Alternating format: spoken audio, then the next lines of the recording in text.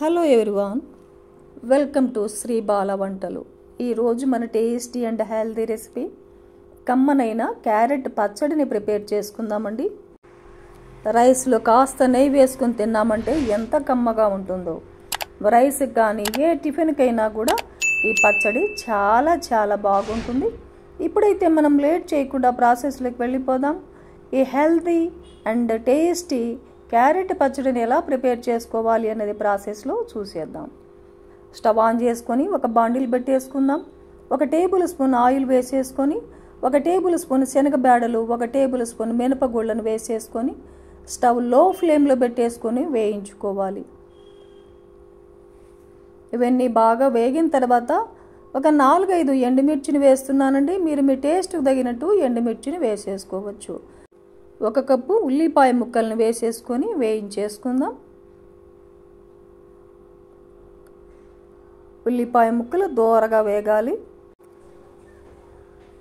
ఉల్లిపాయ ముక్కలను బాగా వేయించేసుకొని 1 కప్పు చిన్న చిన్న ముక్కలుగా కట్ చేసిన క్యారెట్ ముక్కల్ని 1 కప్పు వేసేసుకుందాం. కొద్దిసేపు క్యారెట్ ముక్కలను కూడా వేయించేసుకుందాం.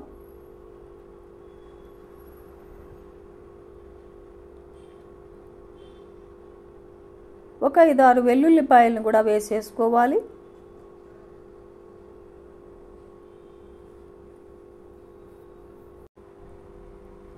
ఒక కప్పు చిన్న చిన్న ముక్కలుగా కట్ చేసిన టమాటోలను కూడా వేసేసుకుందాం. ఒక 2 పెద్ద టమాటోలు అన్నమాట. కొద్దిగా చింతపండును కూడా వేసేసుకోవాలి. కొద్దిగా కొత్తిమీరను కూడా వేసేసుకొని ఒక 1/2 టేబుల్ స్పూన్ పసుపును కూడా యాడ్ చేసుకుందాం.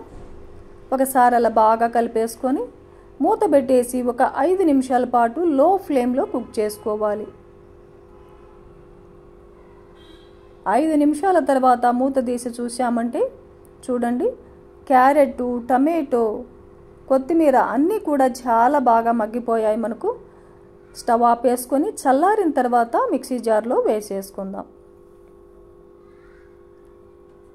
టేస్ట్కి సరిపడా సాల్ట్ను కూడా వేసేసుకొని కొద్దిగా బరకగా మిక్సీ పట్టేసుకుందాం. కొంచెం వాటర్ వేసేసుకొని ఇలా బరకగా మిక్సీ పట్టేసుకున్నామంటే రోటి పచ్చడి లాగా అనమాట.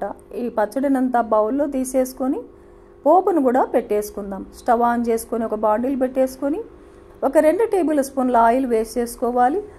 ఆయిల్ హీట్ ఎక్కిన తర్వాత 1/2 టేబుల్ స్పూన్ ఆవాలు, 1/2 టేబుల్ స్పూన్ జీలకర్ర, 1/2 టేబుల్ స్పూన్ శనగబేడలు, 1/2 టేబుల్ స్పూన్ మినపగుళ్ళు, ఒక 1/4 టేబుల్ స్పూన్ ఇంగువ, ఒక 2 ఎండుమిర్చిని తుంచేసి అలా వేసేసుకొని కొద్దిగా ఫ్రెష్ కరివేపాకును కూడా వేసేసుకొని పోపు అంతా వేగిన తర్వాత పచ్చడిలో కలిపేసుకున్నామంటే కమ్మనైన క్యారెట్ పచ్చడి మనకు రెడీ అయిపోయిందండి.